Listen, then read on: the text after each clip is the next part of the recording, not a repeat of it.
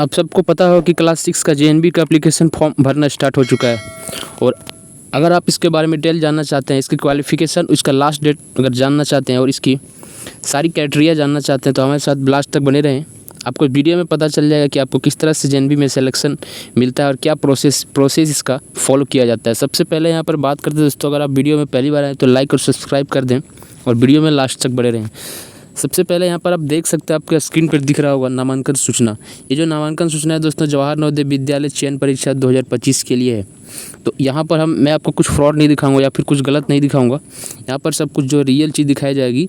तो जवाहर नवोदय विद्यालय चयन परीक्षा 2025 के लिए जो भी सूचना आपको दिया गया है दोस्तों, ये जो निकाला गया है बेनागोड़िया जिला धनबाद के लिए निकाला है। बट दोस्तों मैं बता दूँ आपको, ये जो है सारे ज़िले के लिए यही चीज़ फॉलो करना होगा। यही सारी चीज़ें यहाँ फॉलो होने चाहिए सभी ज़िले में, चाहे आप किसी भी ज़िले से हो, जामताड़ा ज़िले से हो, गिरिडीह ज़िले से हो, सभी में इसी चीज़ को भरना होता है। तो यहाँ पर सबसे पहले बात करें फर्स्ट पॉइंट की कि आवेदन के लिए पात्रता कौन है, इसकी एलिजिबिलिटी क्या है। आवेदन करने वाले परीक्षा अभ्यर्थी को उसी जिस ज़िले में जवाहर नवोदय विद्यालय स्थित हो, किसी सरकारी या सरकारी मान्यता प्राप्त छात्र विद्यालय के सत्र 2024 5वीं का नियमित छात्र होना चाहिए। मतलब आप समझ रहे हो दोस्तों कि सरकारी स्कूल या फिर सरकारी मान्यता प्राप्त विद्यालय से आपको 5वीं कक्षा पास होना चाहिए 2024-25 में। ओके, ये आपकी पहला पॉइंट हो गया। यहाँ पर आपको ध्यान देने की ज़रूरत है। अगले अगर पॉइंट की ओर बढ़ें, पॉइंट नंबर 2, आवेदन करने वाले अभ्यर्थी का जन्म 1/5/2013 से 31/7/2015 दोनों दिवस को मिलाकर के बीच होना चाहिए। इसका मतलब ये है दोस्तों, यहाँ पर जो आपका बर्थ डेट होना चाहिए, बर्थडे जो भी आपका डेट ऑफ बर्थ होता है। Okay, so date of birth में यहाँ पर साफ साफ लिखा हुआ है कि 1/5/2023 और 31/7/2015 के बीच में होना चाहिए। यहाँ पर आप इसको भी इंक्लूड कर लीजिए, शामिल कर सकते हैं। तो जो मई 2013 से लेकर के आपके पास यहाँ पर जुलाई 2015 तक का डेट ऑफ बर्थ होना ज़रूरी है, क्योंकि इसका जो एज है दोस्तों 10 से 12 साल की मांगी जाती है। तो 10 से 12 ईयर के बीच में ही आपका एज होना चाहिए। और इसकी जो डेट यहाँ पर आप देख सकते हैं, उसके हिसाब से आप कोई सारे डॉक्यूमेंट बना लें, क्योंकि हर एक डॉक्यूमेंट में आपका यही होना चाहिए, वो आधार कार्ड हो चाहे आपका मार्कशीट हो, हर एक चीज़ में आपको एक ही डेट ऑफ बर्थ डालना है। और आपके पास ऐसा कुछ नहीं है तो आप उसको अपडेट करवा लें।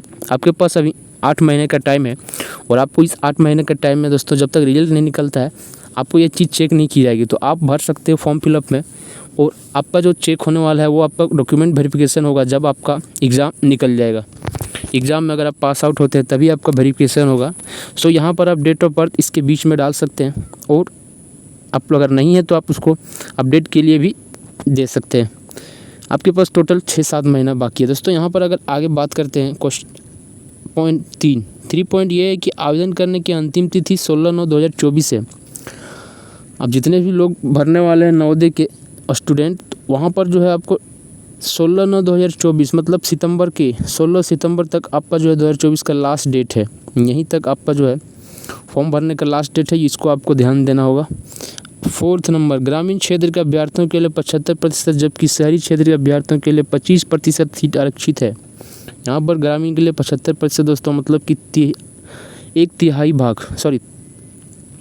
तीसरा भाग जो है, चौथे भाग में से तीसरा भाग आपको दिया जाएगा। 3 भाग दिया गया ग्रामीण छात्र को, 1 भाग दिया गया है शहरी क्षेत्र को।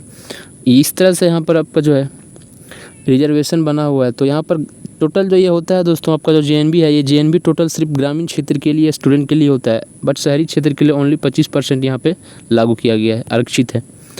अगले और की बड़े पॉइंट नंबर 5, अनुसूचित जाति, अनुसूचित जनजाति यानी पिछड़ा वर्ग एवं दिव्यांग के लिए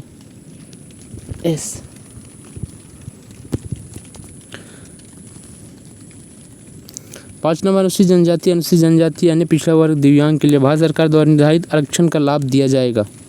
यहाँ पर आपको जो भी है ओबीसी, एसटी, एससी हैं या फिर दिव्यांग है तो आपको आरक्षण का लाभ भी मिलेगा दोस्तों। जहाँ पर जो है जहाँ पर जनरल वाले 90 में पास हो रहे हैं या फिर 90 में उसको मेरिट लिस्ट निकाला जा रहा है, आपका हो सकता है 85 में हो जाए। तो एसटी, एससी और ओबीसी के लिए इस तरह से है।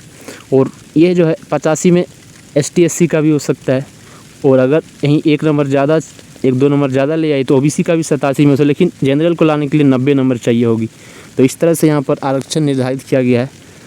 यहाँ पर जो बता दूँ कट ऑफ दोस्तों हमेशा जाती है वो 90% के आसपास ही जाती है, लेकिन अगर आप ST SC से आते हैं तो आप 80 प्लस भी जाएंगे तो भी आपको 8 हो जाएगा। उससे नीचे आप होने की उम्मीद छोड़िए दोस्तों। यहाँ पर जो है मिनिमम 80 प्लस होना ज़रूरी है। 80 से नीचे वालों के लिए यहाँ पे कोई जगह नहीं है। जिस तरह से मैंने यहाँ पर अपने एक्सपीरियंस देखा है, जिस तरह से यहाँ पर रिजल्ट निकाला गया है पिछले साल भी और 2-3 साल का रिजल्ट मैंने देखा हुआ, तो 80 प्लस होना अनिवार्य है आपका एग्ज़ाम में, नहीं तो आपको फिर कोई फ़ायदा नहीं है। आप भर सकते हो बट फ़ायदा कुछ नहीं होने वाला। 6 नंबर पॉइंट है छात्राओं के लिए 1.3 आरक्षित है।